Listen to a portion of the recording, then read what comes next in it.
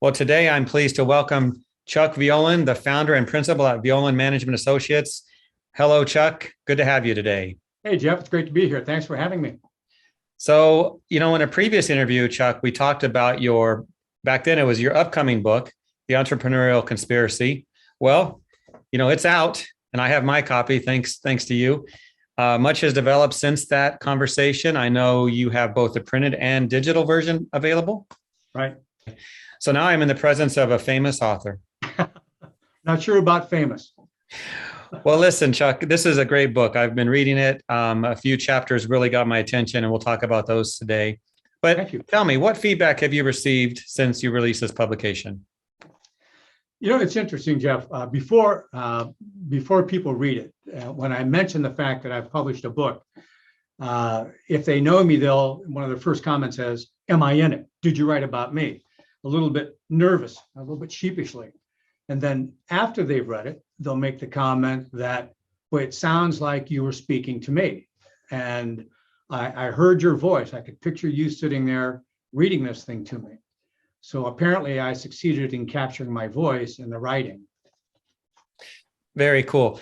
For those watching this today, Chuck is going to read a portion of his book in a little while, so stay tuned for that. So we'll tee that up in a bit.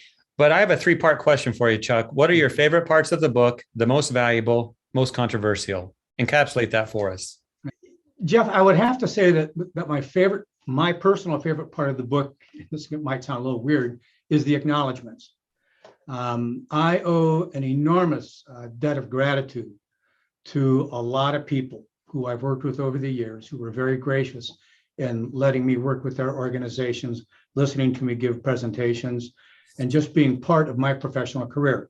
You among them, Jeff. I mean, you've always been a huge supporter of my work. As far as controversial, it's probably the chapter on ego. I think it's the most impactful because when your ego is out of control, you're really having a huge impact on your business. And a swollen ego underlies so many of the other behaviors that I talk about in the book. And the reason it's controversial is you usually don't make a lot of friends when you mention to them that you think their ego is an issue. Yet, if their ego is an issue, you know the impact it can have on their businesses. And so I've always felt as a consultant that it's very important to let them know that gently, respectfully, but they need to know that because it will affect their business. Absolutely. Yeah, that chapter did catch my attention. So I think that'll be part of our reading here in a moment. But you have 8 chapters in your publication. Any comments on the order of these topics? Each one is a topic. Yeah.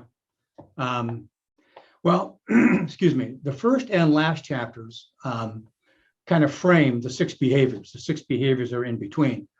The first chapter I used to set the book up. Why is this important?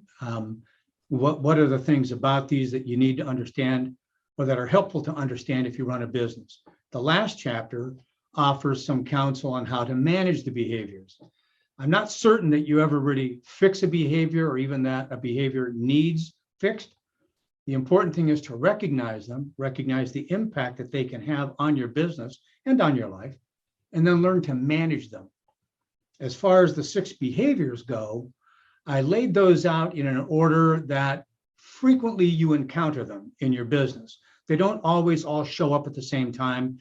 They don't always work their mischief on the business at the same time. So I kind of put them in the order that you would encounter them in your business as your business grows.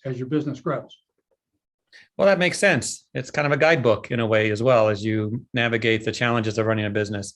I hadn't thought about it that way, but yeah. Yeah. Okay. So if you were to read one paragraph from your book, and there's many good paragraphs, what would that be? Well, you had asked me that question in advance in a previous conversation. So it did take some thought. I'm going to grab my book. It did take some thought on my part, but the one that I came up with was in the chapter on swollen ego. And if you're watching this video and you've known me for any length of time, you've heard any of my presentations, you know that I've written a fair amount and I speak a fair amount about the impact that an out of control ego can have on your business. Admittedly, I've almost come to the conclusion that if you own a business, if you're an entrepreneur, a healthy ego, a big ego, is almost a required skill, a required behavior that you have. It's when it gets out of control and affects the decisions that you're making. So it comes from that chapter right at the very beginning. And I am going to look at the book as I read this because I have not memorized it. I was going to say, Chuck, you should have this all memorized, but okay, here we go. Jeff, I got to tell you, after having edited this thing and written it, read over it so many times, you think I would. So here it is. All right, go ahead, read it to us. Well, thank you. In his book, How the Mighty Fall, business guru and author Jim Collins outlines 5 distinct stages that companies go through as they slip into decline. The very first stage is, and I quote, hubris born of success, end quote. In other words, the ego and arrogance of the company leaders cause them to believe they're entitled to success and that the rules of business no longer apply to them. They mistakenly think they're insulated from the risk of failure. Now, while Collins writes about billion-dollar multinational enterprises, I've witnessed the very same principle play itself out in small businesses. When the owner's ego is out of control, it's never a matter of if the company will stumble and decline. It's only a matter of when. While the Bible isn't often looked to as a source of business advice, in this case, it offers this wisdom. And I quote, "Pride goeth before destruction, and a haughty spirit before a fall," end quote. Jeff, I've got to tell you that when I've seen business owners make business decisions based on how it's going to impact their ego, how they're going to feel or look, it is just that. It will have a negative impact on their business rather than making those decisions with sound business information. Well, Chuck, very nice reading. You got all the words right that I could tell. I was following along. But powerful words, and that it's a matter of time for this to happen with this type of ego. You know, that's something we should really consider as business owners. Yeah. Okay, so we're going to wrap this up with one final thought. Your wife, Karen, she may be watching this, so be careful with your next words. Yep. You dedicated this book to your wife, Karen. What impact has she had on your own entrepreneurial spirit? Huge. As of next week, we will have been together for 42 years, married for 42 years. So she has had 42 years of impact on my entrepreneurial spirit. You know my wife, Karen, Jeff, and you know that she and I are very different people. My wife is very analytical. She's risk averse. She is one who considers all the options, considers all the details, crosses all the T's, dots all the I's. I am a lot more impulsive. So I think the biggest impact that she has had on my career is that she's been the foundation of my career. She's kept me grounded and she's kept me loved. And I certainly hope that I've been able to return that favor to her. Make sure she watches this, Chuck, no matter what. So maybe it's an anniversary present. Congratulations. Thank you very much. Yeah. So what some might not know is that Chuck and I and our wives have gone on a cruise together. And even though Chuck's wife, Karen, may not be that impulsive when it comes to buying artwork at auctions, yeah, they did that. So, but it's another story we'll talk about another time. Indeed.